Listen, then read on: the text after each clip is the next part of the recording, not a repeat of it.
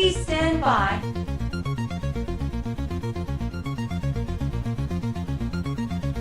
Loading.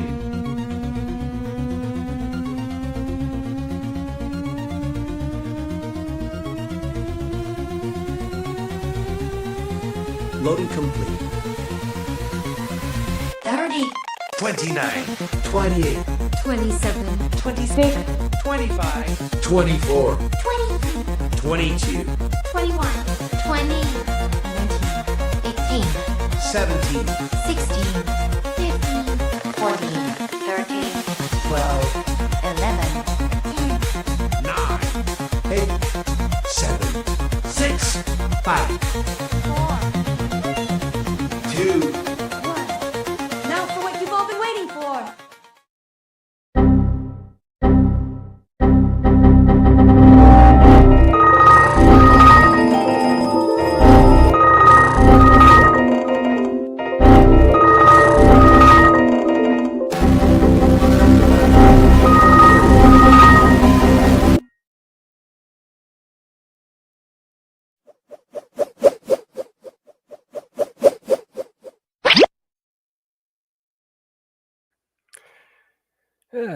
Good morning, good day, good evening, good night, good whatever it happens to be where you are. And hello to everybody in the future who watches this.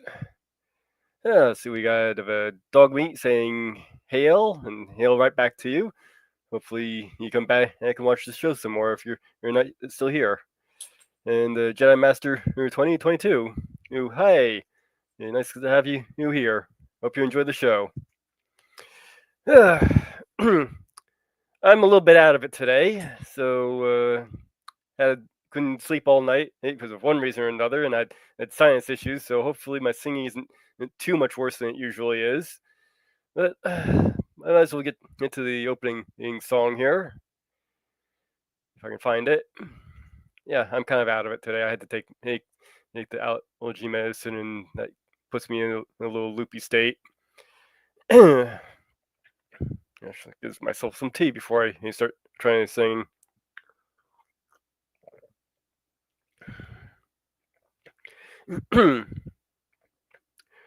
Every morning, every evening, ain't we got fun? Not much money, oh but honey, ain't we got fun?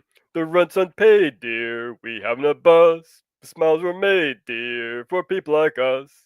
In the winter, in the summer, don't we have fun? Times are bombing, getting bummer, still we have fun. There's nothing sure, the rich get rich and the poor get poor. In the meantime, in between time, ain't we got fun? Tax collectors getting closer, still we have fun. Twins and cares, dear, come in pairs, dear, don't we have fun? We've only started, now we're not downhearted. When I'm laid off, I'll be paid off, ain't we got fun? Landlord's mad and getting madder, ain't we got fun? Times are bad and getting badder, still we have fun. There's nothing sure, the rich get rich and the poor get poor. In the meantime, in between time, ain't we got fun? Ain't we got fun? Well, I hope we have fun. That's kind of part of what I'm doing here. Yeah, I think I'll save that for a little bit later in the show. So, how about we go to a wheel of songs here and see if what we can pull up for that.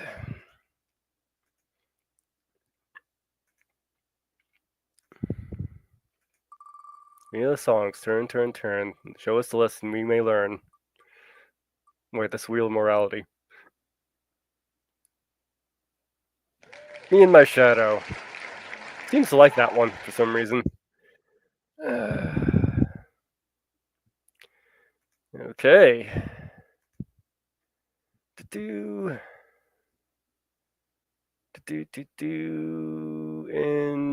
let's see if I can find it. Yeah, I am totally out of it today. Come on, where is it? There it is. Me and my shadow strolling down the avenue. Me and my shadow, not a soul to tell our troubles to. And when it's 12 o'clock, we climb the stairs. We never knock, 'cause no one's there. Just me and my shadow, all alone and feeling blue. Boy, got crud in my throat today. Let's see if some Telemore dew will get rid of it.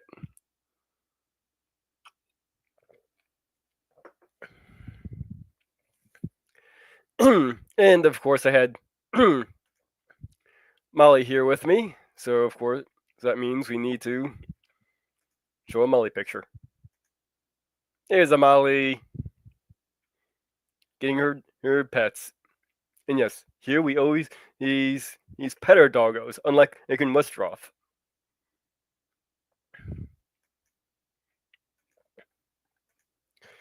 All right. Let's see here. Probably should get to the artist for today. That'd be a good place to go next. Make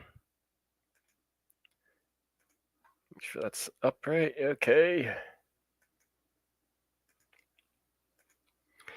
So our artist for today is named Cara Rosie, and we have their launch place with all their links. So they've got commissions, art dump, VA demos, Blue Sky, YouTube, Tumblr, Newgrounds, TikTok, Twitch, Art Fight, Townhouse, and Art Station.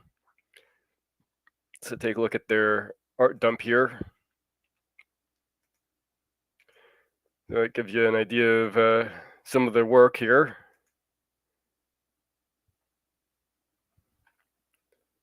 Let's see. Here we got the rendered furry. So they do furry work, and apparently they are taking commissions.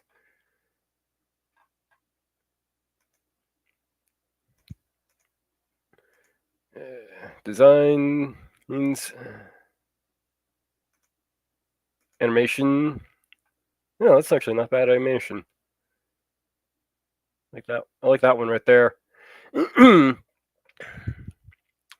Miscellaneous stuff. Yeah, it looks like it could be a pretty good commissions to work. So let's look at the commissions here. Car Rose, Kofi at Car Rose, Car Rosie, and see. Please buy my art. I am in financial crisis 24/7. So yeah, they're definitely looking for your commissions and they come join and get some art from them. So that's where you can find them, and let's see. It looks like, and this landing page for all their stuff is at carrd.co.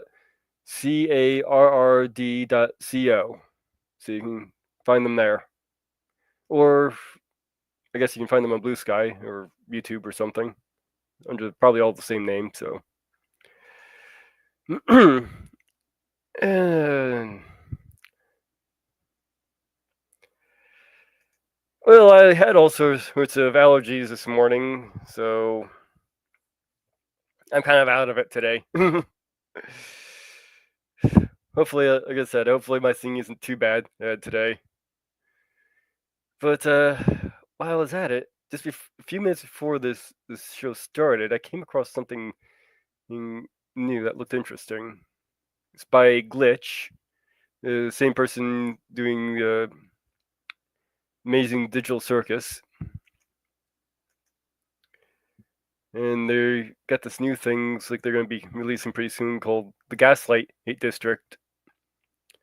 According to this, from the twisted mind of Nick Zopko, I guess is how you pronounce it, comes the Gaslight District, a supernatural crime series about a family of undead gangsters in a town where death means nothing, and consequences only matter if you can't slime your way out of them.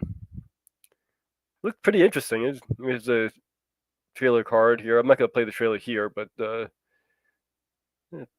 have a look at the switch over here for quick. These seems to be some of the voice haze artists. Let's see who they're going to be in the show, doing the voices. Looks like. Uh, let's see. Keep my sound off. They don't want. We don't want sound. And it's gonna kick in. Stop it.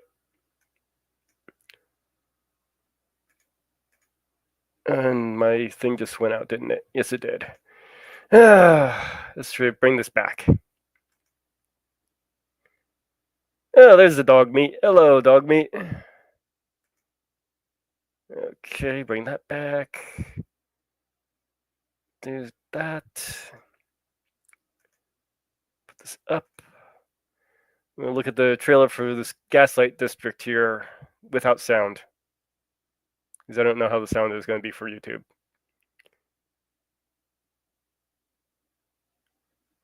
Imagine you can go over to the Glitch YouTube channel and watch the trailer for yourself with sound.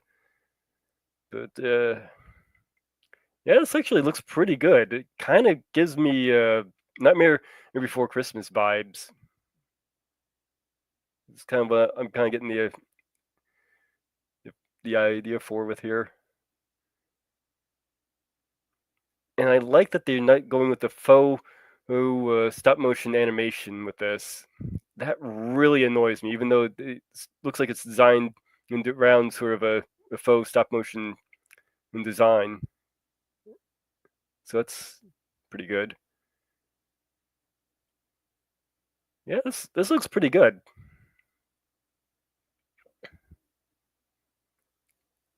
I'm gonna have to keep an eye out for this when it comes out. See, this is mentioned when this comes out. April 18th. Oh, that's pretty soon. Cool.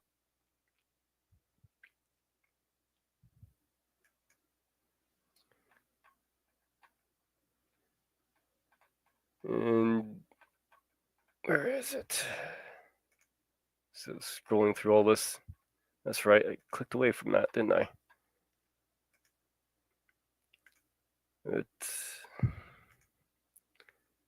This is what caught my attention at first here.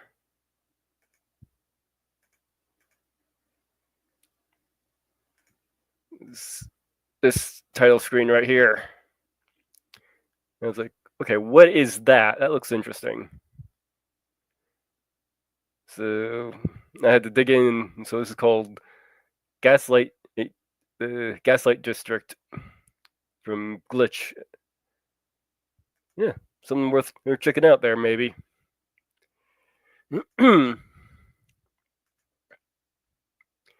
Theta Zord's here. Hail, well to you as well. Alright. Well, I guess seeing as we have some people in here, we can get to the next little song. I was actually going to debut this one a few weeks ago when I did trivia for If, since the song is actually in If, and that's where I actually got the song to do it from. Song is usually sung by a woman, but I can put my own spin on it, I guess. It's called Did I Do? I was oh so blue till you came along, just to make my life a wonderful song. You brought sunshine just to brighten my loneliness. Is it any wonder in my happiness? I confess. Do I want you? Oh my, do I? Honey, did I do? Do I need you? Oh my, do I? Honey, did I do? I'm glad I'm the one who found you. That's why I'm always hanging around you. Do I love you? Oh my, do I? Honey, did I do? There are lots of others that I have met. Those you meet today, tomorrow forget. You're the only one who ever could stand the test. That's the reason why I chose you from the rest. You're the best. Do I want you? Oh my, do I? Honey, did I do? Do I need you? Oh my, do I, honey, did I do?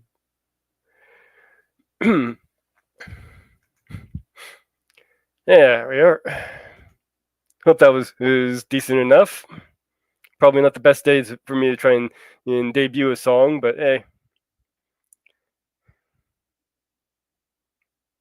There we go. If you were a Jedi, hey, well, no, then wouldn't you? You'd be a lost wolf.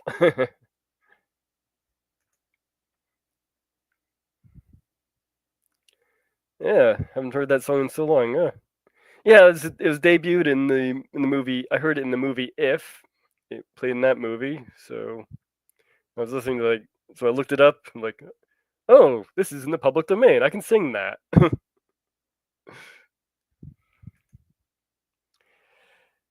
Yeah, right.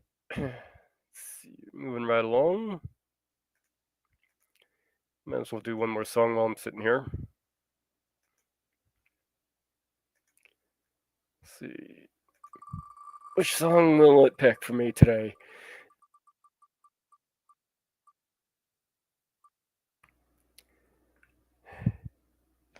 Give my regards to Broadway. All right.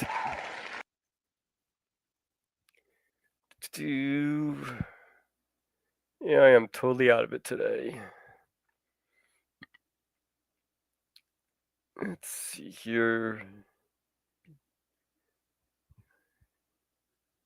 Here we are. Did you ever see two Yankees part upon a foreign shore? When the good ship's just about to start for old New York once more. With tear-dimmed eyes, they say goodbye. They're friends, without a doubt.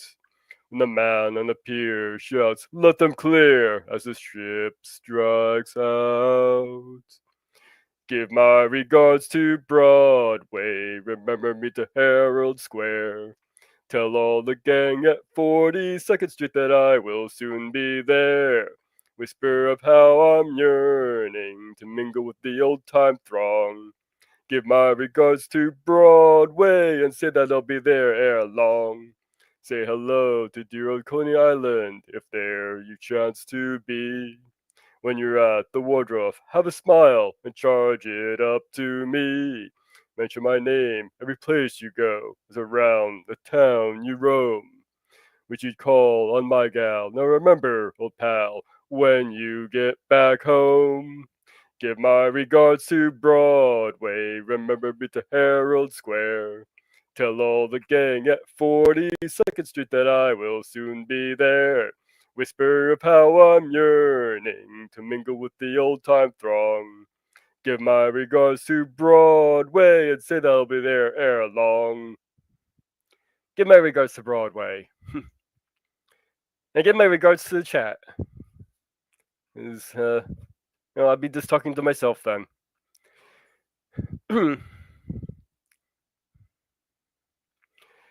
All right. Got some tea here.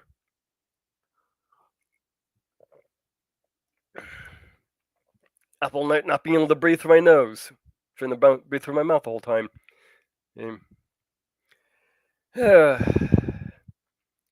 Let's see here. Well, the theme of the day, I kind of created a little theme for the show. At least attempted to create a theme for the show, based around it being National Near Miss Day. And that is on March 23rd, commemorate it's the day the entire Earth faced a near miss when a massive asteroid nearly hit us at 1989. It missed us by about 500,000 miles, which is actually pretty close astronomically speaking. So, of course, we had to go with Armageddon and all that jazz.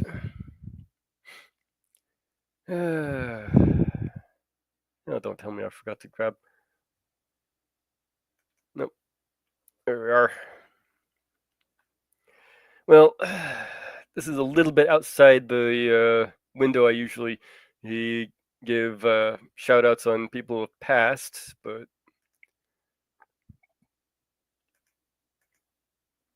I figure I might as well cover this since it's only one day out.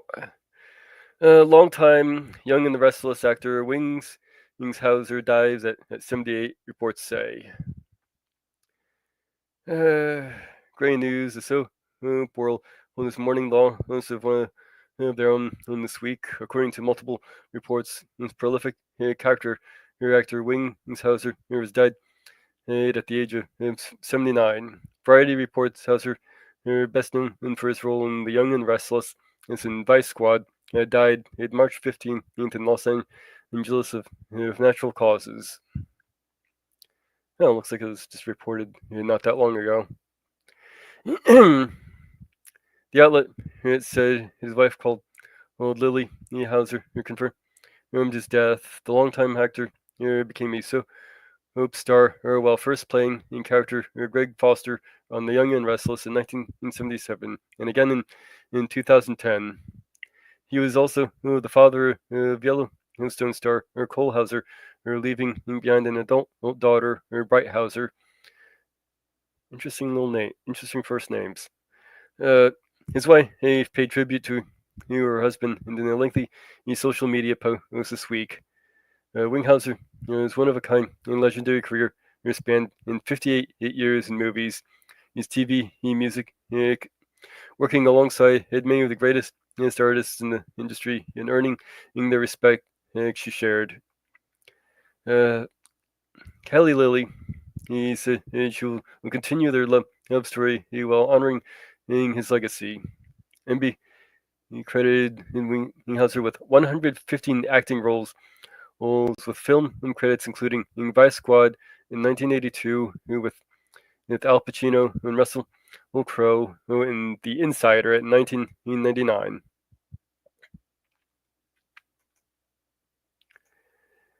So, yeah, that's quite a career. It sounds like he was one of those people who you probably saw but didn't recognize.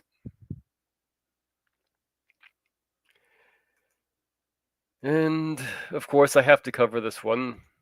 And as far as deaths go, George Foreman, of course. I mean, how could I not cover this one? The two-time world heavyweight champion in his career included his historic fight at the Rumble in the Jungle with Muhammad Ali. Foreman was a two-time heavyweight boxing champion and Olympic gold medalist. His nickname Big George. In late later year, he became the spokesman for George Foreman Grill, which I've actually used those George Foreman grills. They're actually pretty good. Great for making cheese melts. If you ever want to make one, if you ever get your hands on one of these things, which sold millions of units. The news was shared by his family on his official Instagram account on Friday, March 21st. Our hearts are broken with profound sorrow. We announce the passing of our beloved of George Edward Foreman, in Sir, who was peacefully departed on March 21st, 2025. Surrounded by loved ones, and that is really the way you want to go. I mean, you can't really ask for a better way to go than to be surrounded by your loved ones and go peacefully. A devout preacher, a devoted husband and loving father, and a proud grand and great grandfather, he lived a life marked by an unwavering faith, humility, and purpose, as the statement read. And there he is with his family. Well, that's quite a family. Well, I'm glad that he was able to go peacefully with his family. I mean, seriously. Foreman was born in Texas in 1949. He grew up in Houston. He grew up in the fifth ward of Houston, in the bloody fifth, if we called it. Every weekend, and someone got killed. He told Esquire in 2006. His family was poor, and he dropped out of high school at 15 and was involved in petty crime. But at 16, he signed up for the Job Corps, where he got his GED and learned in carpentry. He bricklaying and bricklaying. During this time, he also began training as a boxer, which I'm guessing which career he picked was no, yeah. Went into boxing at the age of 17 to lose weight and become a great street fighter. Interestingly enough, my grandfather actually did some street boxing when he was in his prime too. Ended up breaking his wrist, had to have it rebroken and set it properly. He told old ringside reporter in 2000. Next thing I know, I was fighting as a Golden Glover. Basically, it all happened and as an accident. I'm not sure if I can read all of this. It's because I'm actually already getting behind schedule here. Unfortunately, it's what can I else read here? Let's skip down here, show some of these images of his work.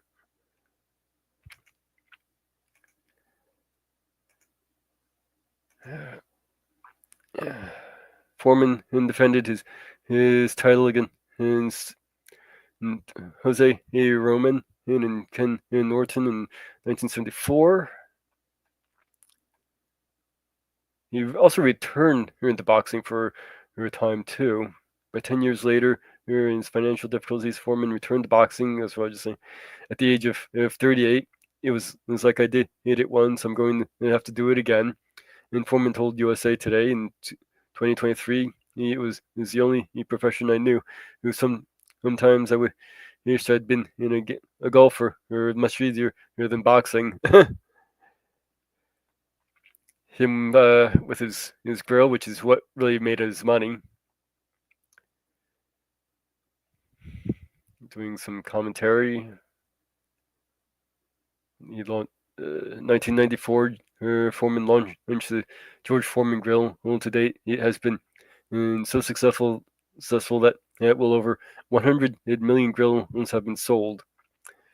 My attorney came to me and said, "Yeah, George, we're making other people wealthy. Why don't you make yourself wealthy?" And Foreman told people in 2003, and he told me about this grill. Foreman competed on The Masked Singer in 2022. He also executive produced the 2023 biopic Big George Foreman in the miraculous story of the once and future heavyweight champion of the world.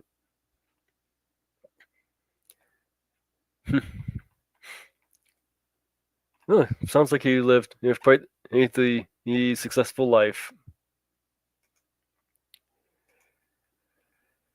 Yep. Yes, he definitely was a legend. And won't be soon forgotten, I'm sure. If ever.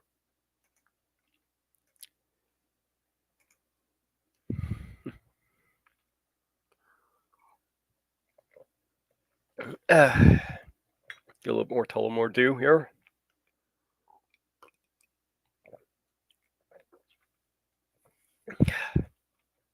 Tullamore Dew and the hibiscus tea. So my throat doesn't kill me when I'm trying to do all this. And of course, for those who have passed, we have the parting glass. Of all the money that I had, I spent it in good company. And all the harm I ever done, alas, it was to none but me.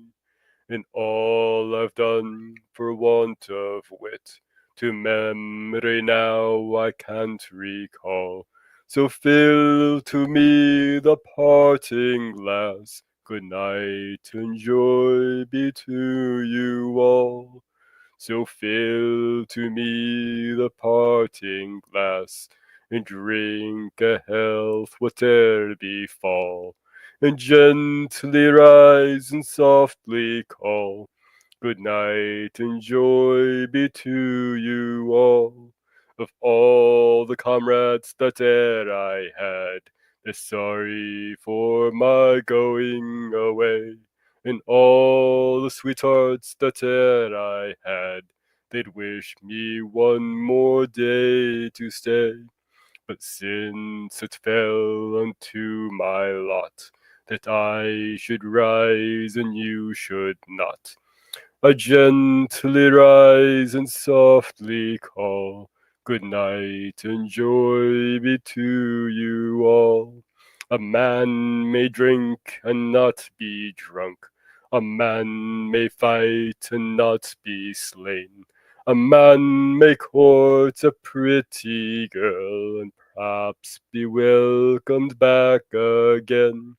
But since it has so ought to be, by a time to rise and a time to fall, come fill to me the parting glass.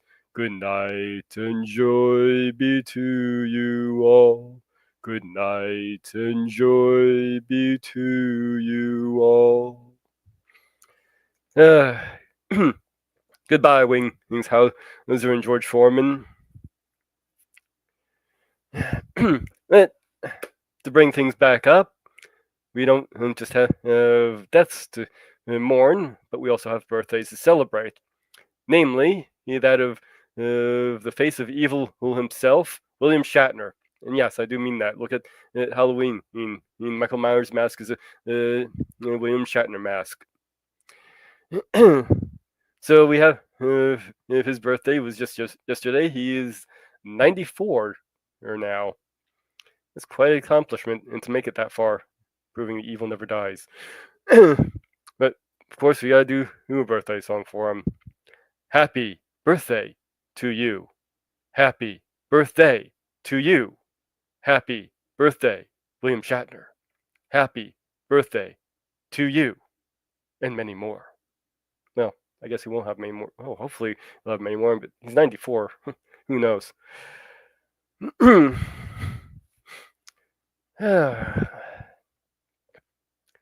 Yeah, break things up a little bit with a couple more. What do we have here?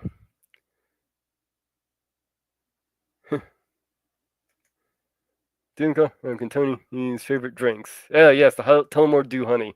That's actually one of the first few people who mentioned in that to Doomcock about the Tullamore Dew Honey. Not that apparently it wasn't the first one I saw, but yeah, I was drinking it before he was. Your wolf looks like a badger. It's the ears. Yeah, they're a little bit covered up. A little bit of a backstory on my little wolf plush here. Here, I got him at Build-A-Bear probably about 13 years ago now. They had a special one, the Jedi outfits. It's my birthday, so I decided to just go all out and just buy them. And the wolf one particularly, he had a thing where you donated, I don't remember how much it was, like 10-15% into what was spent into some kind of wildlife charity. So kind of a win-win.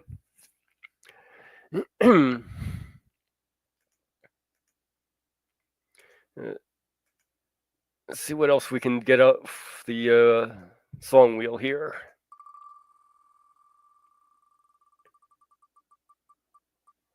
And April showers. Okay, let's see if I can find that one. I remember to put that on the list here. There we are.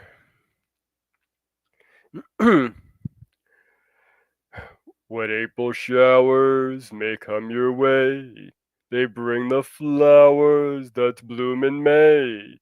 So when it's raining, have no regrets, because it isn't raining rain, you know it's raining violets. And when you see clouds up on a hill, you know there'll be crowds of daffodils.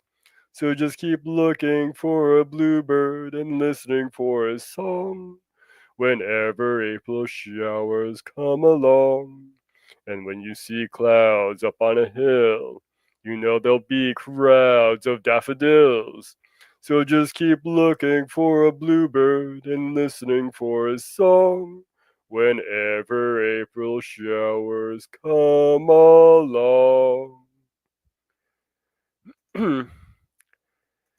Alright.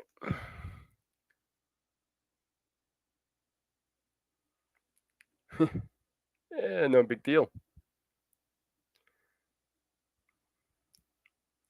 Oh. Yeah, he's doing his thing now, isn't he? Yeah. Well, I suppose you can put them both on and just listen to both in stereo. Kill your computer that way, huh? Well, I think the next thing I'm gonna get to is I'm trying something new here. I wanted to do a little radio broadcast. Came across the site with a bunch of different old time radio broadcasts for all different shows, and I figured I'd try playing one. If you like them, maybe I'll put this. This is a separate video I can put up on my channel. Well, if you happen to like it, so let me know if you like this broadcast.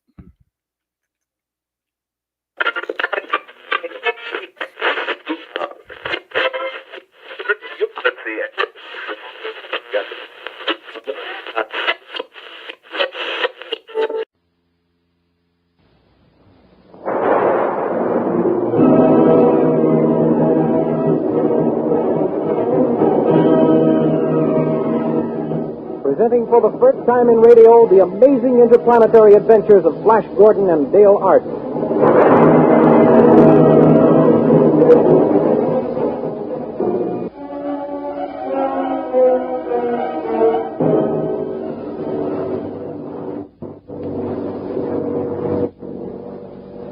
Racing high above the Earth, comfortably seated in it, Flash Gordon, internationally famous athlete, looks admiringly across the aisle at Dale Arden. Minds of both are intent on the terrible destruction which for many months has been approaching the Earth with terrific speed. The new planet hurtling through space directly in the path of the Earth. Suddenly there's a violent jar. The plane lurches into a spinning nosedive. Flash Gordon carries him across the aisle to the frightened girl. He gathers her in his arms and leaps free of the falling plane, and pulling the ripcord of his parachute, glides to Earth. Don't be frightened, Dale. The plane has crashed, but we're safe. Yes. Hold fast. We're landing now. Careful. Easy. There. Dale? Yes. Good. Oh, look, Flash. There's a round steel tower. Where can we be? Why, that's the laboratory of the great scientist, Dr. Hans Zarkov. Why, he's coming this way. I'll call to him to help us.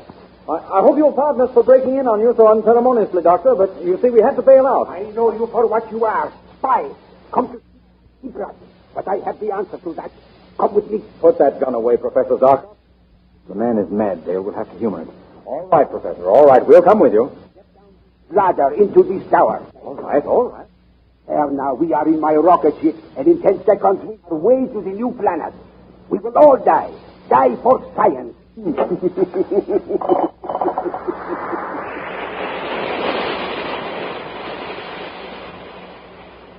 Oh, Flash, the doctor is mad. His rocket ship is rushing away from the Earth with the speed of light, right into the path of the new planet. Hold tight, Dale. We'll escape somewhere. To the new planet. The new planet. We three will save the Earth. Dr. Zarkov, there's still time to swing your out of the new planet. No. What will you gain for science if we're all killed in the crash? I know who you are, Flash Gordon. Your trained strength will not save you. Only my mind, the mind of Zarkov, the scientist, can save you. Can save any human soul upon the Earth. Be careful, Flash. He's reaching for the controls. Stand aside, Dr. Zarkov. Feel it. The gravitation pull of the new planet. We crash in 5 seconds.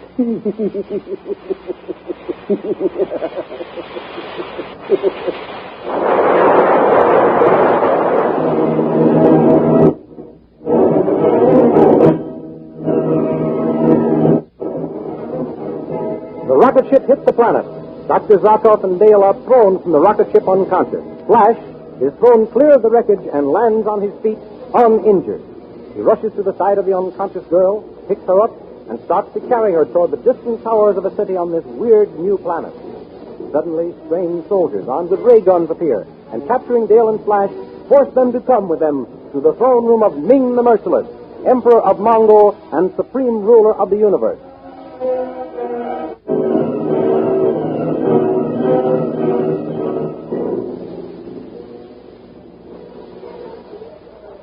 thou exalted Ming, majesty of Mongo, supreme ruler of all the peoples of the new planet, thy slaves salute thee. Slaves, bring forward the earth people. Thy slaves obey, O Ming the merciless. Take your hands off me. I'm no slave, for as a free man and an equal. So, Earthman, you are a free man and equal. Throw him to the red monkey man in the arena. With his force, it is free man, my equal. There is thy freedom, Earthman. Now you go into the arena to meet the red monkey men of Mongo. No, wait. Don't worry, Dale. Emperor Ming, I'll show you that I, a free man from the earth, am more than a match for your brainless red monkey men. Flash reaches the bottom step leading to the arena. He leaps and swings at the... Then, grasping the falling man-beast under the armpit, Flash whirls him around and the others in all directions. Fearing that his monkey men will all be killed, orders his soldiers to destroy ray guns. In the midst of the confusion, Princess Aura, the beautiful young daughter of Emperor Ming, calls to Flash. Quick, brave Earthman, this way, here to my balcony. Flash leaps to the royal balcony and joins the gorgeously jeweled princess, who commands the slaves to keep back, while she takes Flash through a secret door and into a passage leading to a private elevator. The two get in, and Aura closes the door and presses the switch. Who are you, beautiful maiden? I am the Princess Aura, only daughter of Ming the Merciless. Princess, I owe you my life. You are brave and handsome. You must not die so young. I have never seen anyone like you, Earthman. Where I come from, Princess, there are many stronger men and better looking. But tell me, Princess, where are you taking me? I am taking you to the private landing frames of my own rocket cars. There you will be safe. We have arrived, Earthman. Get in this rocket car. No one can harm you here. But, Princess, Hurry, I don't... hurry. But, Princess, how am I to rescue the Earth girl? They are off. That is why you are in my private rocket car, Earthman. Why, what do you mean? Dale Arden shall never be rescued by you. But, Princess, As for you, Earthman, you shall love me or die.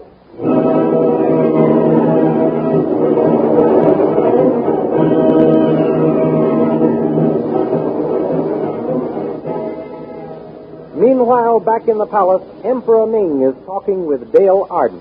Your companion, Flash Gordon, has escaped, but not for long. My men will soon capture him. What are you going to do with me, Emperor Ming? Pleasing to me, Earthwoman, you will become my wife. Never! I don't love you. We men of Mongo have no human traits, no love, no mercy, no kindness. Whether you love me or not makes no difference. You shall become my wife as soon as the ceremony can be arranged. Your Majesty, look into the spacograph. Our city is being bombarded by the space gyros of the Lion Men. The Lion Men order the entire space fleet to the attack.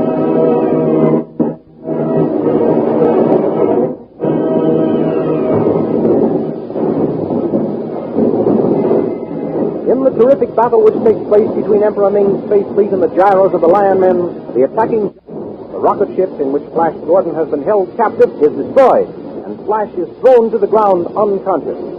He opens his eyes to find himself staring up into the great bearded face of Soon, Prince of the Lion Men. Soon lets his great sword fall as he sees Flash Gordon's white skin. Who art thou, white-skinned youth? Speak. Answer me before I cleave thy white body in pieces. Art thou a new kind of soldier of Ming the Merciless? I am the sworn enemy of that fiend Emperor Ming of Mongo. He has captured a girl who is from the earth, like myself. I live only to rescue her. An earthman, thou sayest? Yes, And an enemy of Ming the Merciless? that's right. Tell me, are you friend or enemy? I am Soon, Prince of the Lion Men, hereditary enemies of the men of Mongo. If thou wilt accept me as thy friend, Earthman, I will gladly join thee against Merciless. Here's my hand on it, then, Prince Soon. Good. What is thy name, Earthman? I am called Flash Gordon upon the earth, Your Highness. Call me Soon, friend, and I will call thee Flash.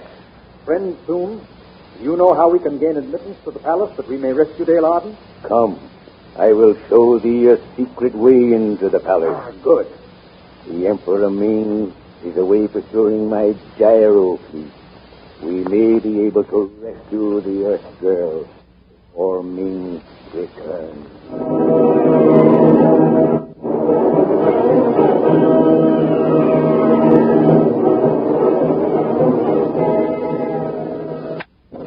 Flash Gordon and his powerful newfound friend go first to the space gyro of Prince Soon, and there they gaze intently into the thought projector, in which they not only see Dale Arden the captive, but they also have revealed to them a secret way leading to the throne room of the palace. The secret passage is known as the Tunnel of Terror because of the deadly beasts which lie within its gloomy walls. Fighting, Flash and his new friend Prince Soon finally find themselves within the palace. A door with great steel bolts stands before them. Quick, Soon. This door must lead directly into the center of the palace. From my palace, I should say that beyond this door is the great throne room of the Emperor Ming. All right, then. Here we go.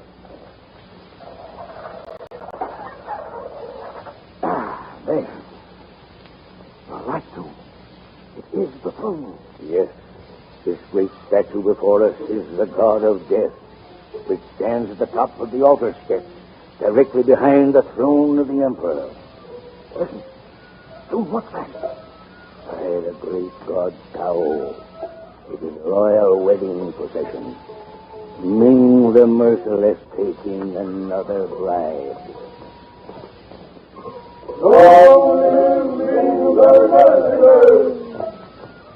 They're coming up the altar steps, Soon. Around the idol. To look around the idol means death. Thou must not. Come back. Come back, Flash. Soon. Save yourself. I'm going to the rescue of my Earth friend, Dale Arden. He's being forced into a marriage with Ming the Merciless. Prince Soon of the Lion Men does not save himself at the expense of his friend.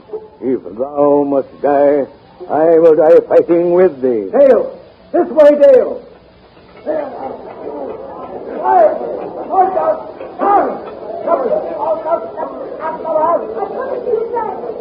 This way, Dale! Down this passage, Earth Maiden, as fast as thou canst run. Quick, Soon. They're swarming up the altar steps. Help me topple the idol over on them. Now. 1, 2, 3.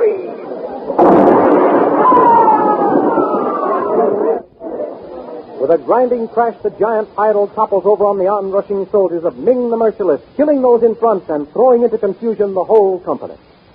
Flash Gordon and Prince Soon, with Dale between them, dash into the secret passage beneath the idol. The way becomes steeper. They slip down, 100 feet or more into a whirling underground river. They're swept along down a raging current and over the falls into a lake. With the powerful strokes of the champion swimmer, Flash sets out for the shore, towing Dale by the hair.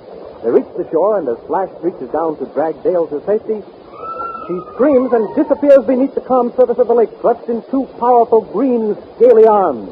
With no thought of his own safety, Flash Gordon dives to Dale's rescue and finds an adventure stranger than any which has gone before.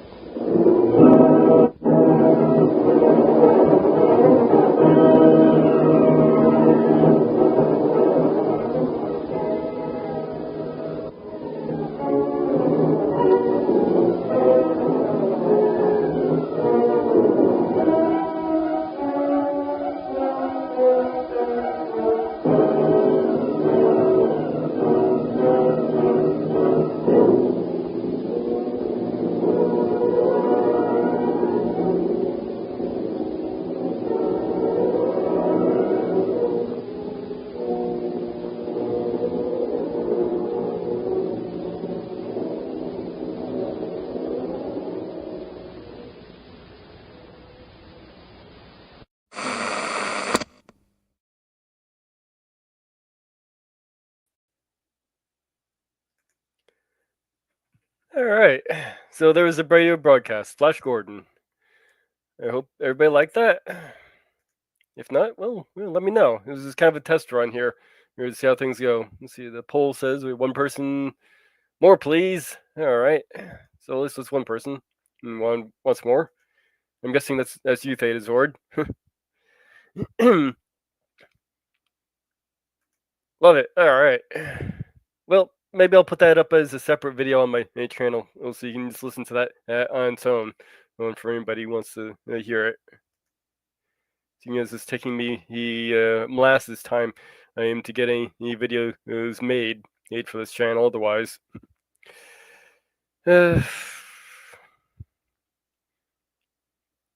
yeah, hopefully more people will stop by us. Maybe. I am competing with apparently Tony at the moment, and so who knows. One little thing I wanted to address here while I was on the subject of giant meteors was this anime called Seven Seeds. I hear the manga is actually better than the anime, so if you're going to check this thing out, you might want to go look at the manga instead. The anime, I believe you can find on Netflix. I think it's a exclusive to Netflix. I'm not sure, but there's a certain fundamental flaw to the story that kind of bugs me. The whole premise is that this giant meteor is basically kiboshing the Earth, so each country picks small groups of people to put into cryogenic suspension to last probably seems like thousands of years by the looks of it. But it's kind of confusing. So they wake them up. They're basically Japan has 5 groups, each consisting of about 8 people, the 7 seeds, and one basically adult chaperone who actually knows what the hell they're doing. And the small group is where I have a fundamental flaw with this. Find a fundamental flaw with this whole story. Because the whole point of them doing the cryogenic freezing and all that is to preserve humanity as a sort of a last-ditch effort.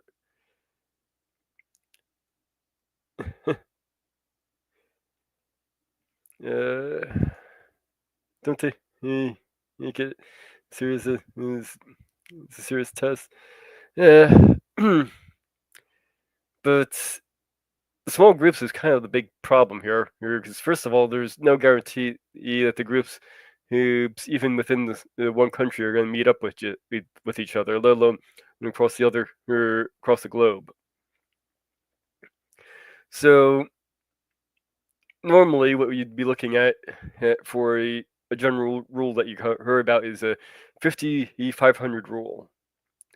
So basically that's create a 50E500 rule, which suggests that a minimum population size of 50 was necessary to combat inbreeding, and minimum of 500 individuals was needed to reduce genetic drift. That number is actually wrong,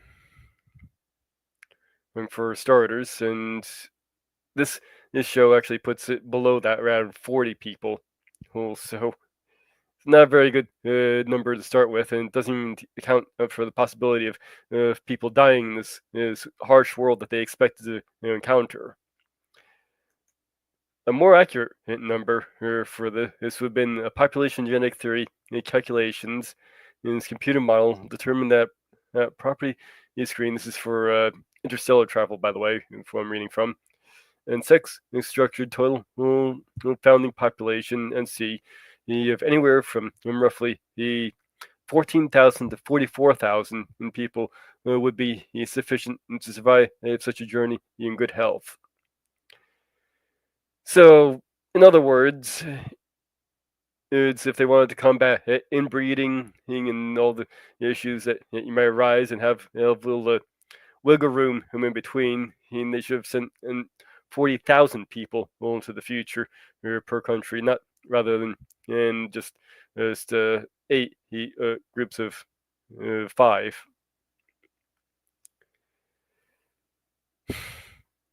Just a little nitpick there. Now, the basic premise of what they had in that show, I think it would work if he didn't have that premise of how they got to the future. Maybe something along those lines of they did have it planned for a much larger group to make it into the future, but something went wrong with the cryogenic system, and after such a long period of time, and only a small group actually woke up. That could have worked better.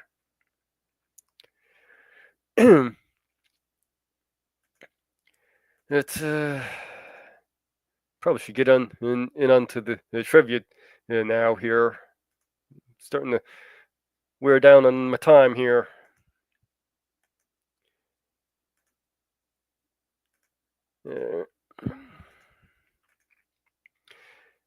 So, today's trivia is a bit of a double hitter. We're starting with Armageddon, directed by Michael Bay, the guy who thinks you can replace substantive storytelling with explosions. This guy makes the equivalent of cinematic junk food.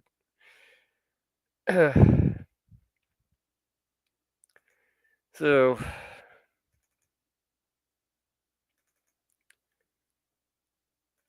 starting off, helps if I clicked on the right thing. NASA showed this film during their management training program. New managers are given in the task of trying to spot as many errors as possible. At least 168 have been found.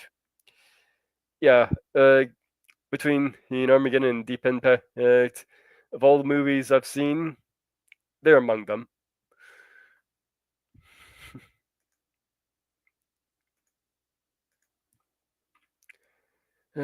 According to the Criterion Collection and commentary, many of the errors found in the film were acknowledged by the director, or in no, even during filming and production, and were left in deliberately, such as fire in space.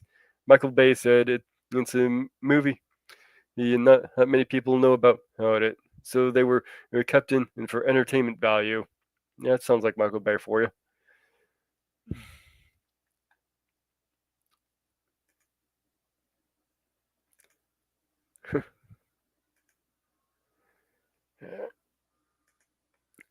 Because of the patriotic nature of the script and the success of using Top Gun and starring Tom Cruise as recruiting material, well, the producers persuaded NASA to allow director Michael Bay and company to shoot in the normally restricted space agency.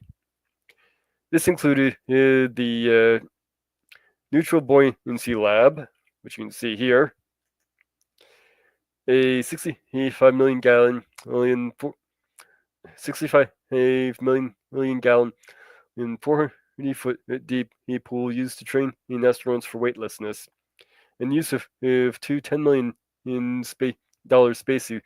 The crew was also allowed to shoot in the historic launch pad that went out of service after the Apollo 1 disaster. And part of the movie were filmed in the Edwards Air Force Base in California. I was trying to get screenshots for those scenes, but it was a little bit confusing as to exactly what I was looking at.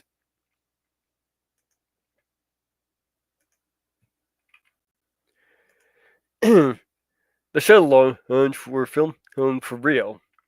Disney Touchstone Pictures was allowed to put a camera, there's about 16 of them, all over the place. The camera on the launch pad was shaken so hard, 25 Gs, that all of the screws fell out of the lenses. It had to be returned into Panavision in a box of pieces, which they had to put it back together.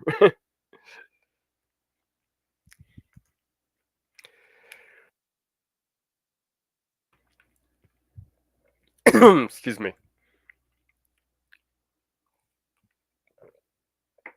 The film crew, who was also allowed to shoot sequences atop above a real launch pad, which with an actual space shuttle dock to it, which you can see the pad. I think this is one of the shots for the launch pad here, but that's definitely one of the shots from the launch pad.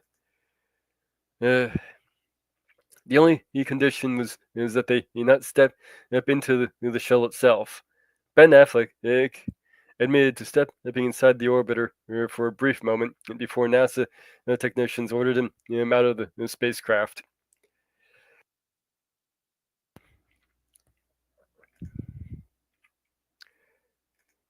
Rockhound's line about sitting on 1 million pounds of fuel in a rocket built by the lowest bidder is a variation of an actual radio transmission by Mercury astronaut Alan Shepard just prior to liftoff.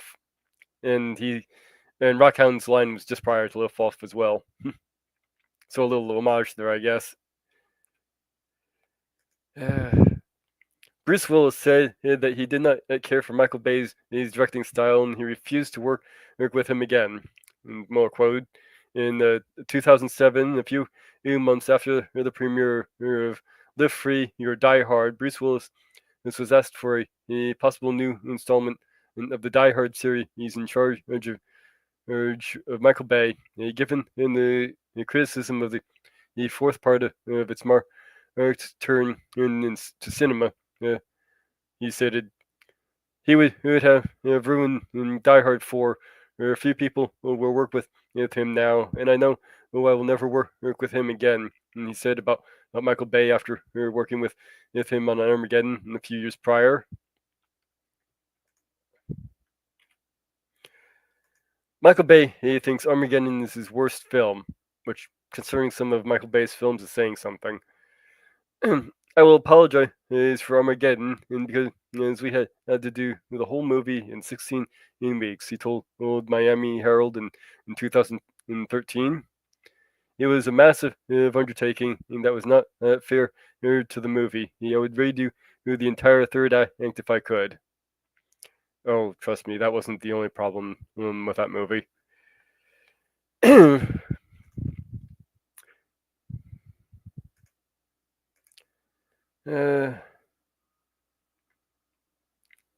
No, you like the Armageddon? I don't know. I was kind of bored with it, honestly, when I was watching it. I always try and rewatch these movies these during the week, so they're fresh in my mind when I do these trivias. Oh yeah, definitely. It did have an all-star cast. I gotta give him that much. Another one that actually had a good cast was Deep Impact. Not that Deep Impact. This Deep Impact. We'll save the other one for later.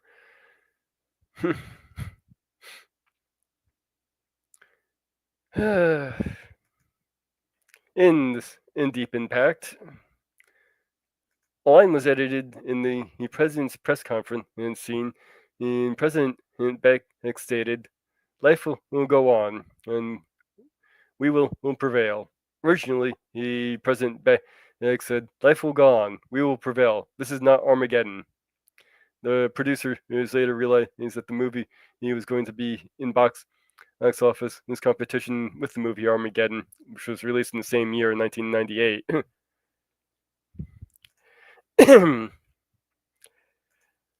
One of NASA's officials in the movie is played by Gary Griffin, who is a former NASA flight director. Griffin presided over the Apollo 12 mission and later became a director of the Johnson Space Center in Houston. Now, he's right here just behind Red, if you're wondering who they're talking about with Gary Griffin.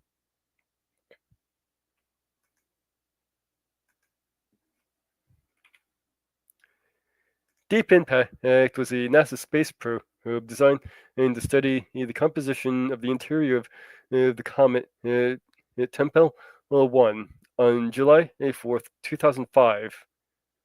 Oof, that's a rough year for me. One section of the Deep Impact probe successfully impacted the comet's nucleus. This is coincidental as the scientists behind the mission and the creators of the movie devises the name independently of each other at around the same time. And that's a shot of the probe right there. The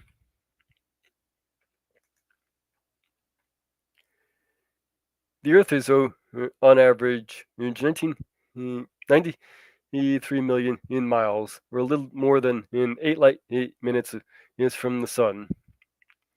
When the crew makes rendezvous with the comet, they are reported to have 20-second delay in transmission of pictures to the ground.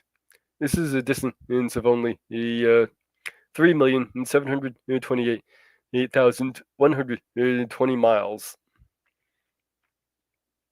So that comet, it was so the thing was actually a lot closer than what it should have been.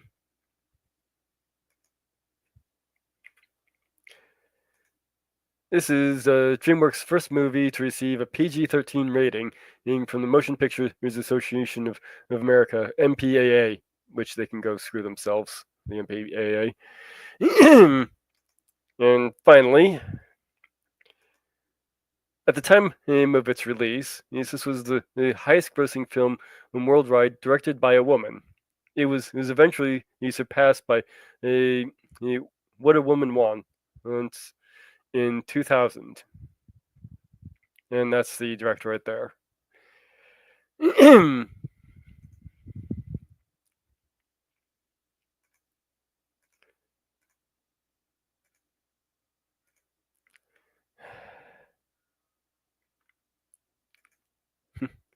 The comment is just because we were flatter, and we just happened to be on the flat side, and the comment missed us because of that. I'm totally just kidding. By the way, yeah.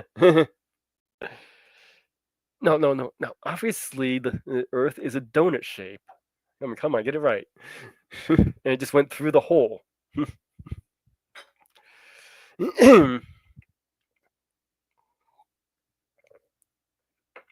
Ugh. See if I get the crud out of my throat here.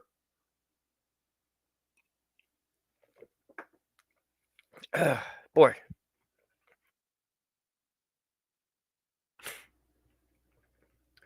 Yeah.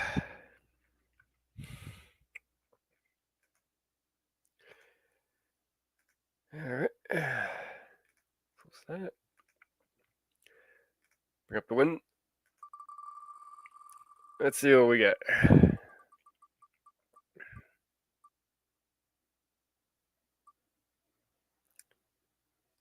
Love you truly.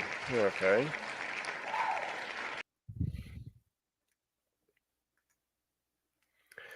Do.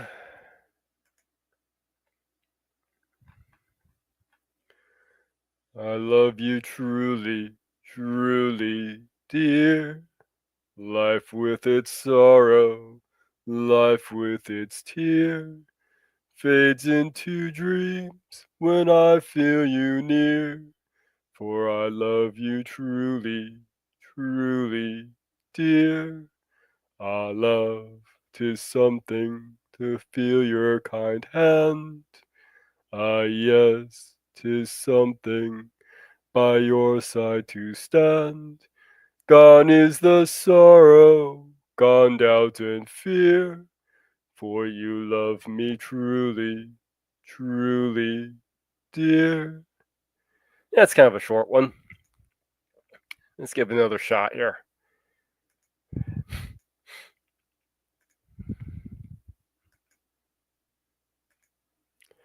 All right. See what we'll get this time.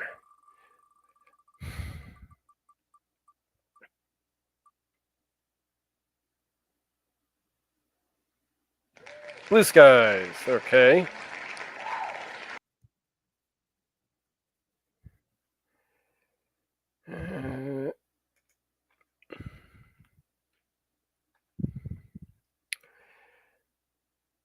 I was blue, just as blue as I could be.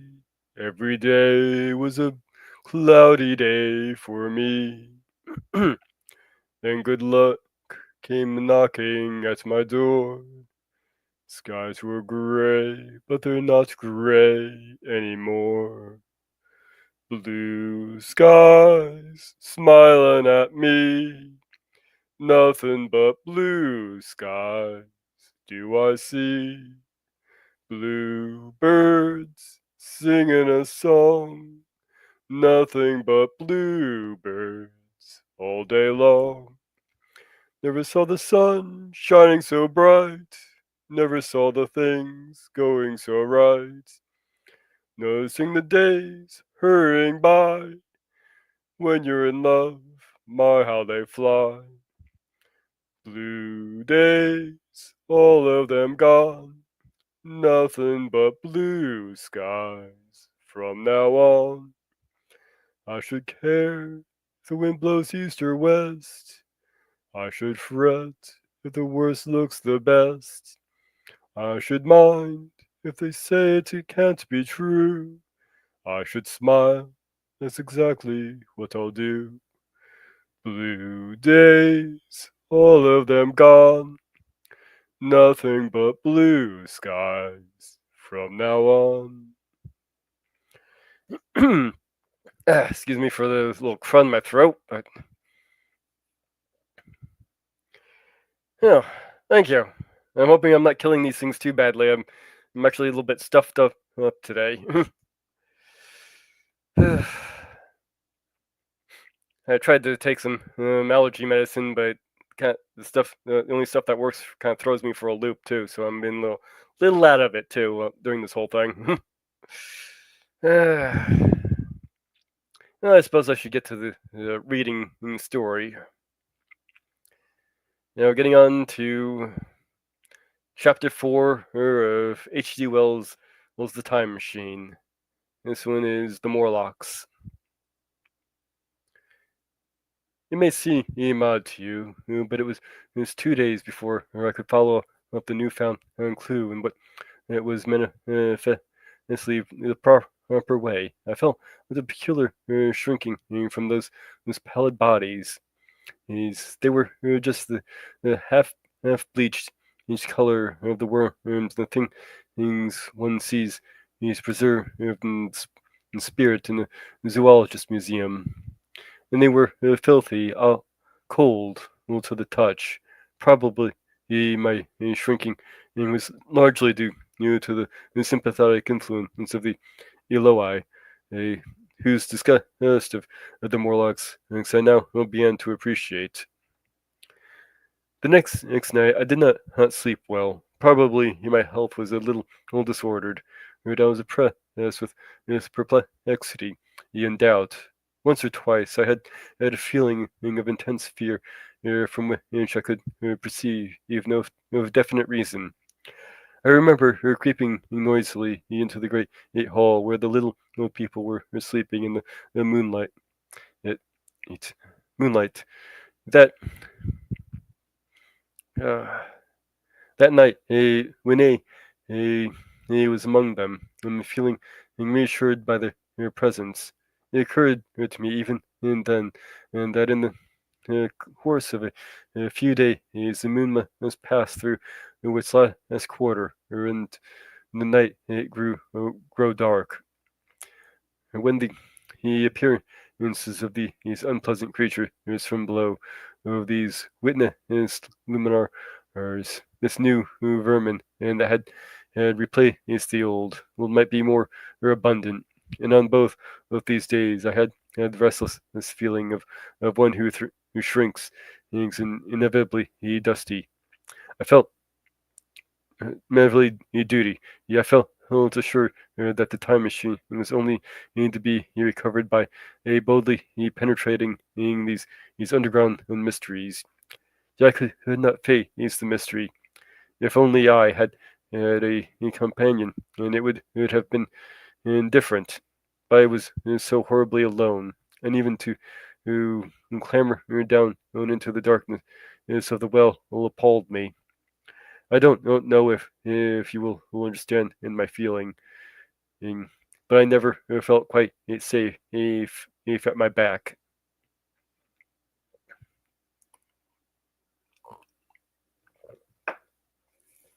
It was this restlessness, that insecurity. Perhaps this drove me further and further afield in my exploring expeditions, going to the southwestward towards the rising country. That is now called come wood. I observe far off in the direction of 19th century Benstead, a vast green structure, different in character from any I had hitherto seen. It was larger than the largest of the palaces or ruins as I knew, and the facade had a oriental look. The face of it having the luster as well as the pale green tint, kind of bluish green, of a certain type of Chinese porcelain. This difference in aspect suggested a difference in use, and I was minded to push on and explore. But the day was growing late, and I had come upon on the site of the place after a long and tiring circuit. So I resolved to hold over the adventure for the following day, and I returned to the welcome in the caresses of little Winnie. But next morning, I perceived clearly enough that my curiosity regarding the palace of green porcelain was a piece of self deception, and to enable me to shrink by another day and experience a dreaded head. I resolved I would make the descent without further waste of time. Started out in the early morning towards a well near the ruins of granite and aluminum. Little Winnie ran in with me. He danced beside me to the well, but when she saw me lean over the mouth and look downward, she seemed strangely disconcerted. Goodbye, little Winnie, I said, kissing her, and then putting her down. I began to feel over the parapet of for the climbing hooks rather hastily. I may as well confess, for I feared my courage might leak away. At first, he watched me in amazement. Then she gave him a piteous cry, and running to me, she began to pull at me with her little hands. I think her opposition in nerved me rather to proceed. I shook her off, perhaps a little roughly. In another moment, I was in the throat of the well. I saw her agonizing face over the parapet and smiled to reassure her. Then I had to look down and at the unstable hooks to which I clung. I had to clamber down on a shaft of perhaps 200 yards. The descent was effected by means of metallic bars projecting from the sides of the well, and these being adapted to the needs of a creature much smaller and lighter than myself. I was speedily cramped and fatigued by the descent, and not simply fatigued. One of the bars bent and suddenly under my weight and almost swung me off into the blackness beneath. For a moment, and I hung by one hand, and after that experience, I did not dare to rest again. Though my arms and back were presently acutely painful, while I went on clambering down on the sheer descent and with as quick a motion as possible. Glancing upward, I saw the aperture, a small blue disc in which a star was visible, while little Winnie, his head showed as a round black projection, and the thudding sound of a machine below grew louder and more oppressive. If everything save the little disc above was profoundly dark, and when I looked up again, when I had disappeared. I was in an agony of discomfort. I had some thoughts of trying to go up the shaft again and leave the underworld alone. But even while I turned this over in my mind, I continued to descend. At last, with intense relief, I saw dimly coming up by foot to the right of me, a slender loophole in the wall, swinging myself in. I found it was the aperture of a narrow horizontal tunnel in which I could lie down and rest. It was not too it was not too soon. And my arms ached, my back was cramped, and I was pulling with a prolonged terror of a fall. Besides this, the unbroken in darkness had a distressing effect upon my eyes. The air was full of the throbbing hum of machinery, pumping air down the shaft.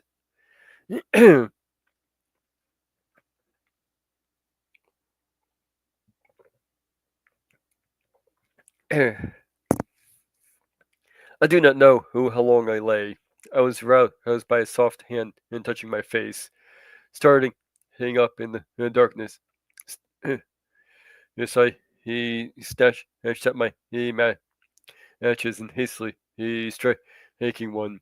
I saw three stooping white creatures similar to the one that I had seen above ground in the ruin, hastily retreating before the light.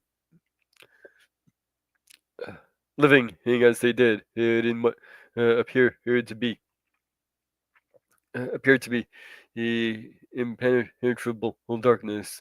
Their eyes were abnormally large and sensitive to just as are the pupils of the abysmal fishes, and they reflected the light in the same way.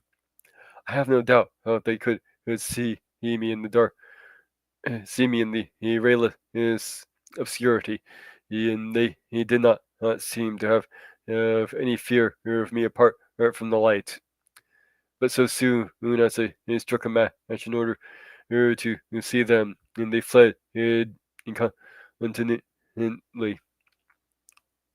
incontinently, vanishing into dark gutters and tunnels from which their eyes glared at me in the strangest fashion. I tried to call all to them, but the language they had was apparently different from that of the overworld old people, so that I was needed left to my own unaided efforts. And he thought of flight before exploration, and was even then the in my mind. But I said to myself, "You're for it now." And feeling my way along the tunnel, I found the noise of machinery grow louder. Presently, the walls fell away from me, and I came to a large open space. Striking another match, which I saw that I had entered a vast arched cavern, in which stretched into utter darkness beyond. And the range of my light, the view I had of it was as much as one could see in the burning of a match.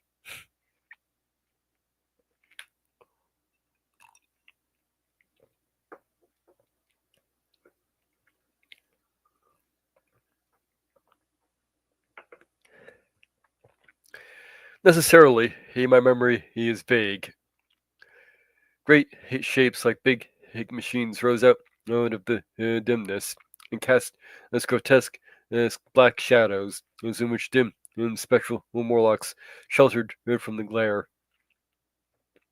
The play he was very stuffy, and oppressive, and the faint helitus of freshly shed blood was in the air. Some way down on the central vista was a little table of white metal, laid with what seemed a meal. The Morlocks, at any rate, were carnivorous. Even at the time, I remember wondering what large animal could have survived to furnish the red joint I saw. It was all very indistinct. The heavy smell, the big, unmeaning shapes, the obscene figures lurking in the shadows, and only waiting for the darkness to come at me again. Then the match burned out and stung on my fingers and fell like a, a wriggling red spot in the blackness. I have thought since how particularly ill-equipped I was for such an experience. When I had started with the time machine, I had started with the absurd assumption that the men of the future would certainly be infinitely ahead of of ourselves and all their appliances. I had come without arms, without medicine, without anything to smoke. At times I missed this tobacco frightfully. Even without enough machine, even without enough matches, if only I had thought out of a Kodak, I could have flashed that glimpse of the underworld all in a second and examined it at leisure. But as it was, I stood there with only the weapons and the power as that nature had endowed me with hands, feet, and teeth. These and four safety matches that still remain to me. I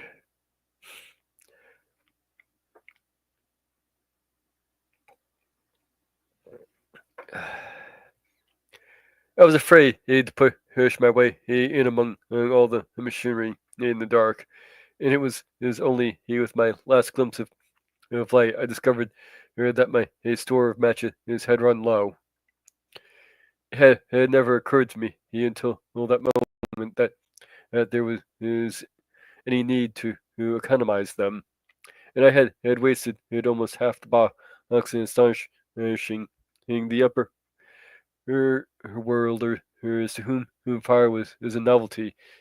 Now, as I say, I had four left, and while I stood in the dark, I had touched each mine, a lengthening figure came feeling over my face. I was sensible of a peculiar unpleasant odor. I fancy uh, yet I heard the breathing of a crowd of those dreadful little beings about me. I felt with the box of matches was in my hand and being gently disengaged, and other her hands was behind me plucking at my clothing. The sense of these unseen creatures examining me was indescribably unpleasant. The sudden realization of my ignorance and so of their ways of thinking and doing came home to me very vividly in the darkness. I shouted at them as loudly as I could. They started away. Then I could feel them approaching me again. They clutched at me more boldly, whispering odd sounds to each other. I shivered very violently and shouted it again, rather discordantly this time. They were not so seriously alarmed, and they made a queer laughing noise as they came back at me. I will confess, yes, I was horribly frightened. I determined to strike another match and escape under the protection of its glare. I did so, and hanging out the flicker with a scrap of paper from my pocket. I made good in my retreat to a narrow tunnel. Well, but I had scarce entered this when in my light it was blown out by in the blackness. I could hear the Morlocks wrestling like wind among leaves. He was pattering like the rain as they hurried after me. In a moment, and I was clutched by several hands, and there was there's no mistaking that they were trying to hold me back. I struck another light and waved it in their dazzled faces, as you can scare just imagine, and how nauseatingly inhuman and they looked. Those pale, chinless faces and great, lidless, pinkish gray eyes. As they stared in their blindness and bewilderment, but I did not stay to look. I promise you. I retreated again, and when my second match had ended, I struck my third. It almost burned through when I reached the opening into the shaft. I lay down on the edge for the throb of the great heat pump below made me giddy. And I fell sideways for the projecting hooks, and as I did so, my feet were grasping from behind were grasped but from behind, and I was violently tugged backwards. I lit my last match, and it intently went out. Incidentally went out. But I had my hand on the climbing bars now, and the kicking violently. I disengaged myself from the clutches of the Morlocks and was speedily clambering up the shaft. While they stayed peering and blinking up at me, all but one little wretch who's followed me for some way and well nigh secured my boot as a trophy.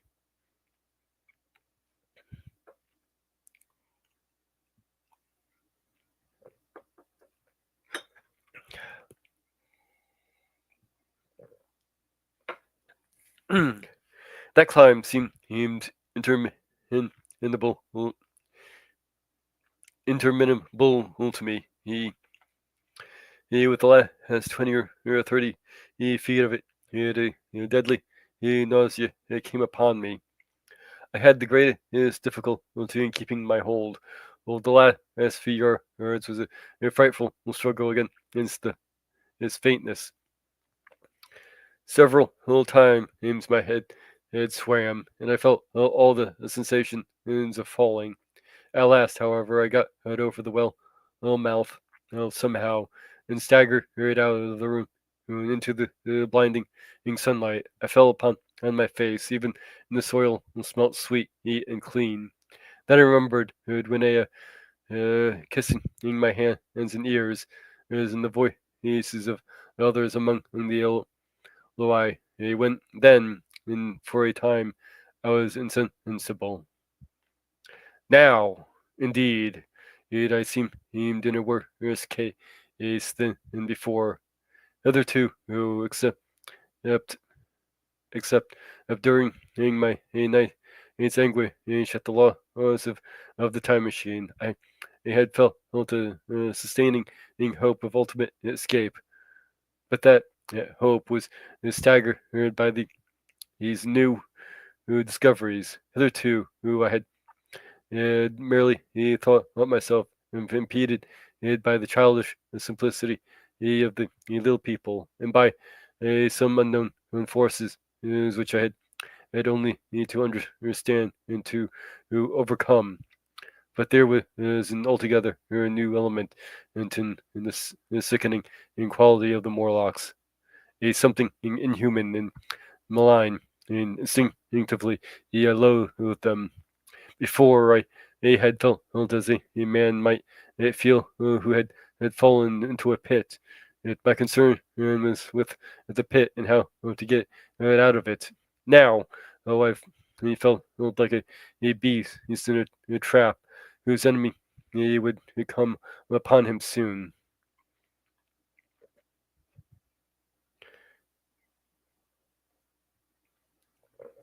The enemy he had dreaded, he dreaded my surprise, may surprise you. It was the darkness of the new moon. When they had put this into my head by some at first incomprehensible remarks about the dark nights. It was not now such a very difficult problem to guess what the coming dark nights might mean. The moon was on the wane, and each night there was a longer interval of darkness, and I now understood to some slight degree, at least the reason and of the fear of the little upper world people from the dark. I wondered vaguely what foul villainy it might be that the Morlocks did under the new moon. I felt pretty sure now that my second hypothesis was all wrong. The upper the upper world people might once have been in the favorite aristocracy, and the Morlocks their mechanical servants, but that had long since passed away. The two new species that had resulted from the evolution of man and were sliding down towards or had already arrived at an altogether new relationship. The Eloi like the Carl Carlon and Carlonians and kings had decay to a mere beautiful futility. They still possessed as the earth on and suffering since the Morlocks subterranean and for innumerable generations had come at last as to find in the daylit its surface intolerable, and the Morlocks made their garments inferred and maintained them in their habitable needs, habitual needs, perhaps to the survival of an old habit of service. They did it as a standing in horse paws with his foot, or as a man enjoys killing animals in sport. Because their ancient and departed necessity is had impressed it on the organism. But clearly the old order was already in part reserved. The nemesis of the delicate yet one was once creeping on a pace ages ago, with thousands of already in part thousands of generations ago. Oh, man had thrust his brother or man out of the he's in the sunlight, and now that brother was coming back changed. Already the Eloi had begun to learn an old lesson anew. They were becoming um, re, reacquainted with fear, and suddenly there came into my head the memory of the meat I had seen in the underworld. It seemed odd at how it floated into my mind, and not stirred up as it were by the current of my meditation, and becoming an almost like a question from outside. I tried to recall all the form of it. I had a vague sense of something familiar, but I could not tell oh, what it was at the time. Still, however, helpless little people in the presence of their mysterious sphere, I was differently constituted. I came out of this age of ours, this ripe, a prime aim of the human race. Is when fear does not paralyze and mystery has lost us its terrors. I, at least, would defend myself. Without further delay, I determined to make myself of arms and a fastness where I might sleep. With that refuge as a base, I could face the strange world, the sum of that confidence I had lost in realizing seeing to what creature is night by night I lay exposed. I felt I could never sleep again until my head was secure from them. I shuddered with horror to think how they must already have examined me. I wandered during I wandered I wandered during in the afternoon along the valley of the Thames, but found nothing in that commanded itself to my mind and as is inaccessible. Well, all the buildings and trees seemed easily pra- practic- practicable, practic- practicable to such dexterous this climber as the Morlocks. And to judge by the wells must be then, and the tall pinnacles of the palace of green porcelain and the polished gleam of its walls came back to my memory. And in the evening, taking Renea like a child upon my shoulder, there I went and up the hills, was toward the southwest. The distance had reckoned and was 7 or 8 miles, but it must have been nearer 18. I had first seen the place on a moist afternoon when distances are deceptively diminished. In addition, in the heel of one end of my shoe was loose, and a nail was working through the soul. They were comfortable old shoes, as I wore about out indoors, and so I was lame, and it was already long past sunset when I came in sight of the palace, silhouetted by heck again against the pale yellow of the sky.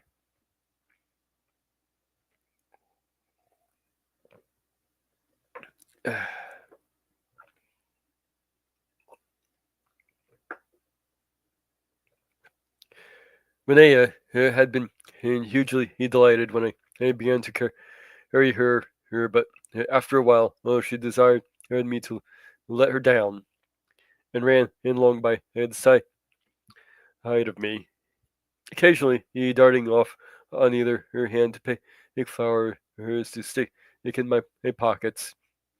My pockets had always puzzled Winea, but at the last, she had concluded that they were an eccentric kind of vase for floral decoration. At least she utilized them for that purpose.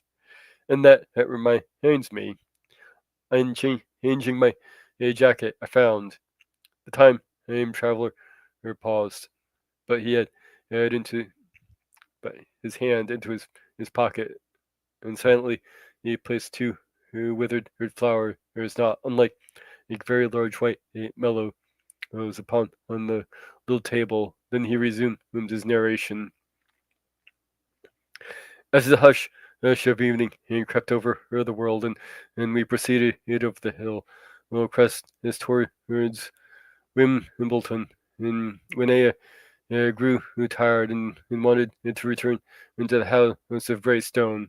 But I pointed out the distant pinnacles of the palace of green porcelain to her, and try to make her understand that we were seeking a refuge there from her fear. You know, the great pause that comes upon things before the dusk. Even the breeze stops in the trees. Used to me there is always an air of expectation and about that evening in stillness. The sky was clear, remote, and empty. You see, for a few horizontal bar as far down in the sunset. Well, that night, the expectation took the color of my fears. In the darkling calm, my senses seemed preternaturally sharpened, and I fancied that I could even feel the wholeness of the ground beneath my feet.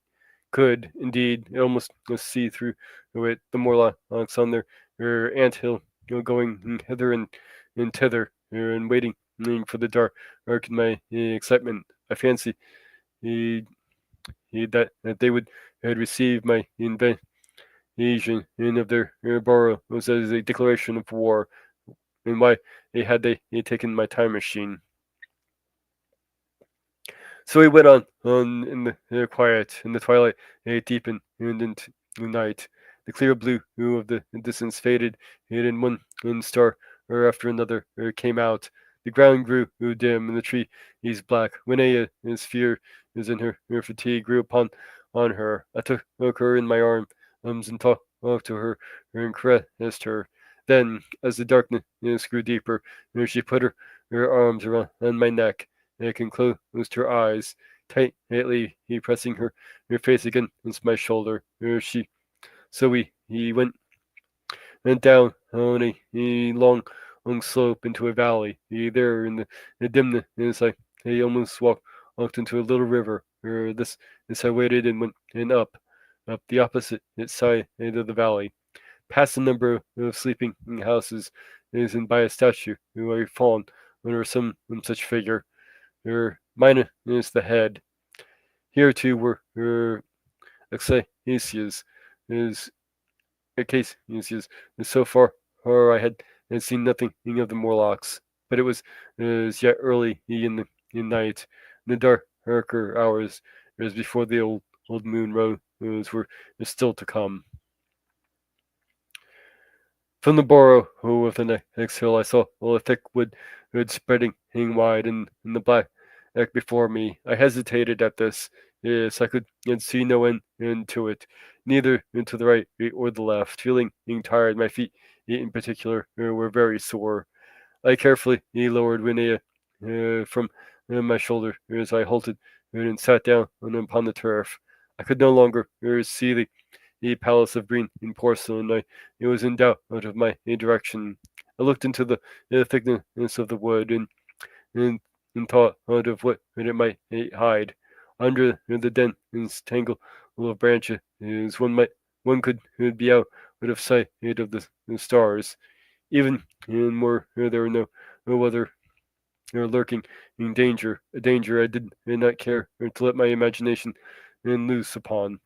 There would still be all the roots stumble over, and the trees boles to strike against. I was very tired too after the excitements of the day, so I decided that I would not face it, but would pass the night upon the open hill. Linnea, was, I was glad I had to find, was fast asleep. I carefully wrapped her in my jacket and sat down beside her to wait for the moonrise. The hillside was quite and deserted, but from the black back of the wood there came now then and a stir of living things. Above of me shone on the stars. From the night it was very clear. I felt to a certain sense of friendly comfort in their twinkling, and all the old constellation had gone on from the sky. However, that slow movement, and which is impenetrable, impenetrable, ah, is imperceptible in hundred human lifetimes.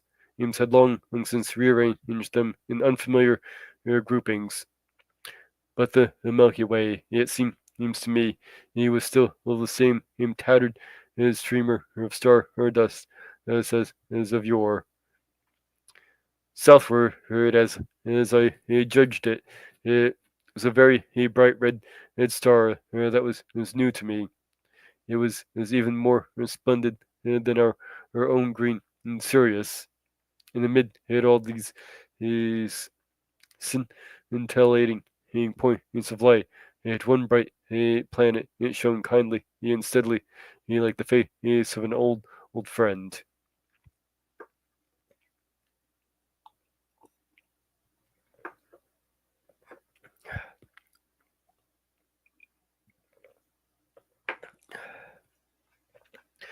Looking at these looking at these stars are suddenly dwarfed by my own trouble. Lose all the gravity of terrestrial life. If I thought out of their unfathomable distance, and the slow, inevitable drift of their movements out of their unknown past into the unknown future, I thought of the great processional cycle that the pole of the earth described.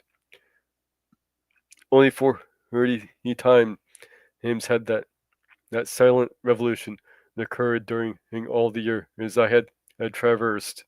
And during these few revolution and all the activity, all the uh, traditions, the complex organization in nations, languages, literature, aspirations, and even the mere memory of man, and as I knew him, had been swept out of existence. Instead, were these frail little creatures who had forgotten in their high ancestry and the white things of which I were in terror. Then I thought of the great fear that it was between the two species, and for the first time, and with a sudden shiver, there came to a clear knowledge of what the meat I had seen might be.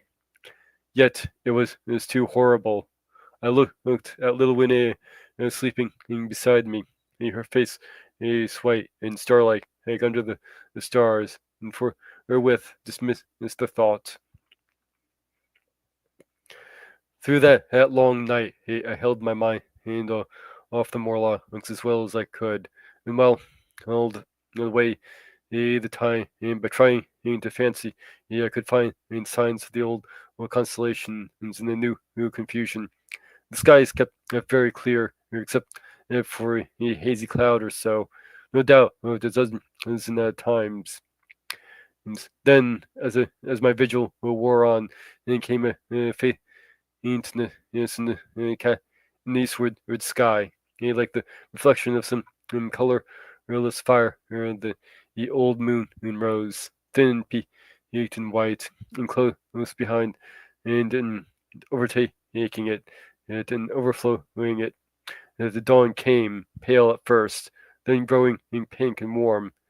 No more oaks had approached us. Indeed, I had seen none upon on the hill that night, and in the confidence of renewed day, it almost seemed to me that my fear had been unreasonable.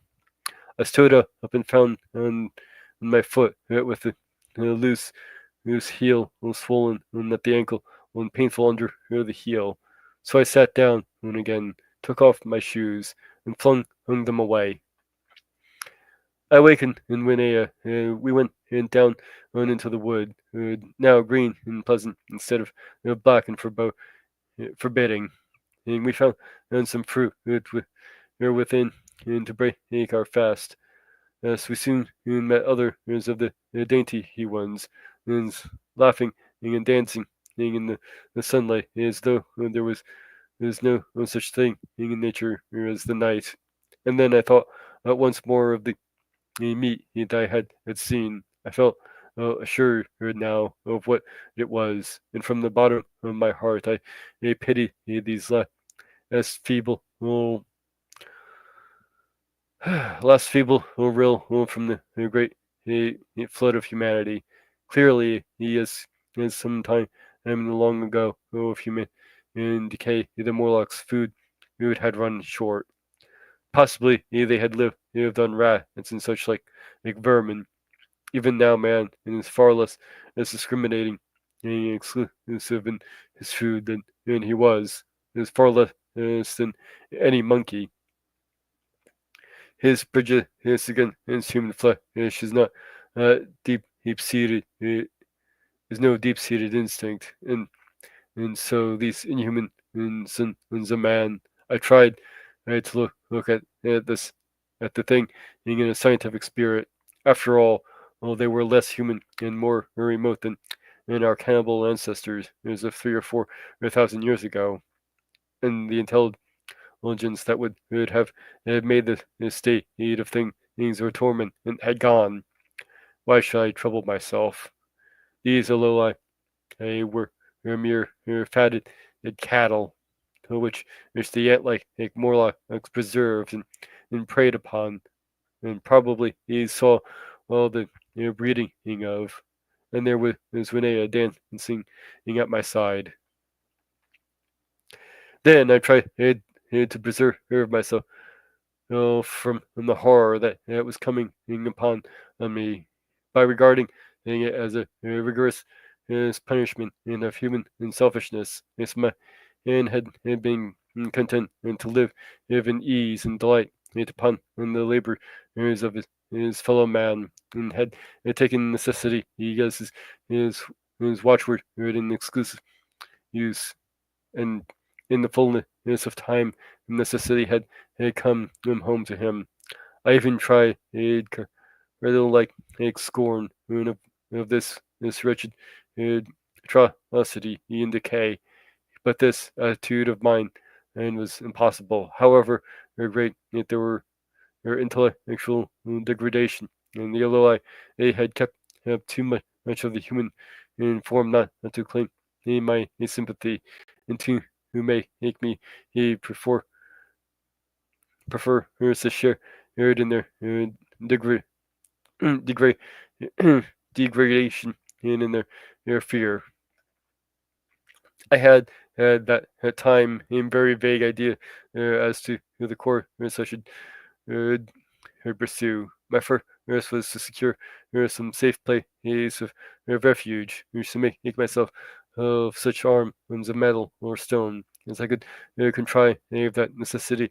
It was immediate. Yet.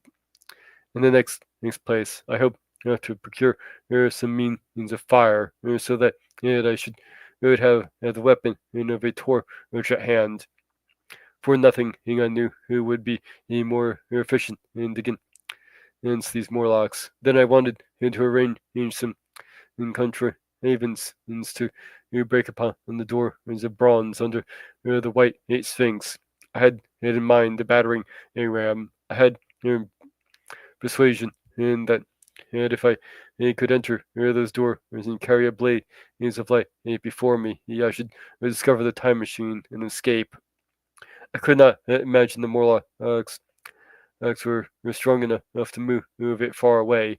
Renea had resolved to bring him with me to our own time, and turning such their schemes over in my mind, I pursued our way towards the building in which my fancy had chosen as our dwelling. And that concludes chapter 4. And look at that, I'm actually on time this time. Yeah. Well, greetings, Purple. And DJ, you play nice? Well, let's see here. It's 9:56. Let's see if I can get. It's about getting some links out here. It's gonna be starting soon here. Let's see.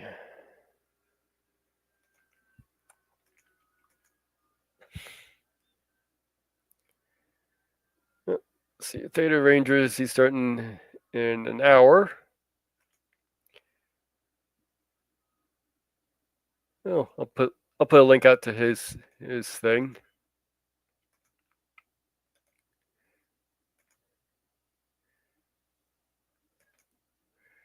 So it's Theta Rangers, and let's see here what else we got here. What's going on? Yeah, Stark of Iron's doing his thing.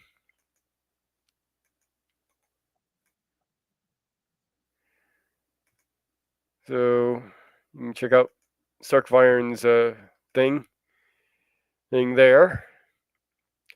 And I guess I'll go out on a song, seeing as I got a few minutes left here before you hit the 1 hour mark.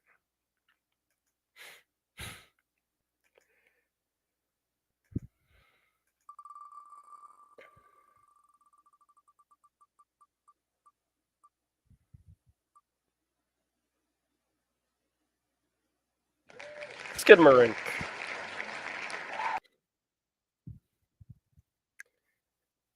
Oh, somebody I've been who's been helping me out with promoting my channel and going on his show who's on Saturdays from time to time.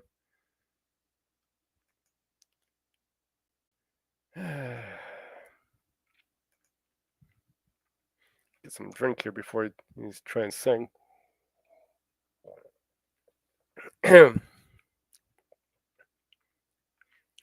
Down on the Bulla Bulla Island, where the mermaids chant, reigns a big chief crocodile beneath our plant.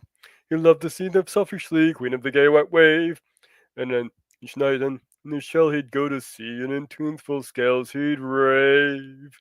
Skidamarinka-dinka-boop, skidamarinka-doo, means I love you. Skidamarinka-dinka-boop, skidamarinka-doo, means I'll be true. Skidamarinka-dinka-boop, skidamarinka-doo.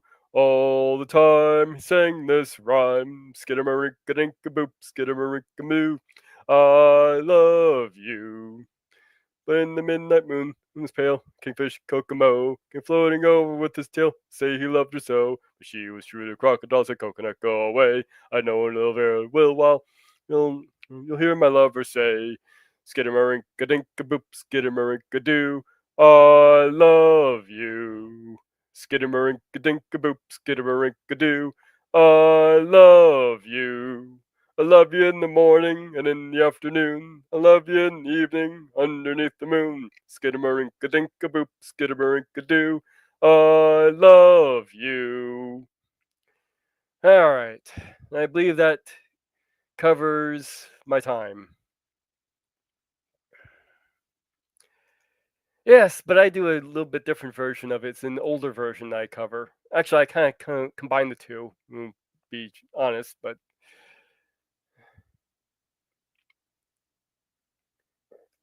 yes, Stark of Iron, he's been on Untatas before.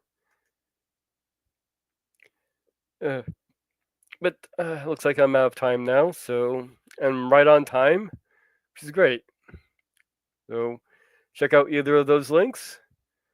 Be excellent to each other, and party on.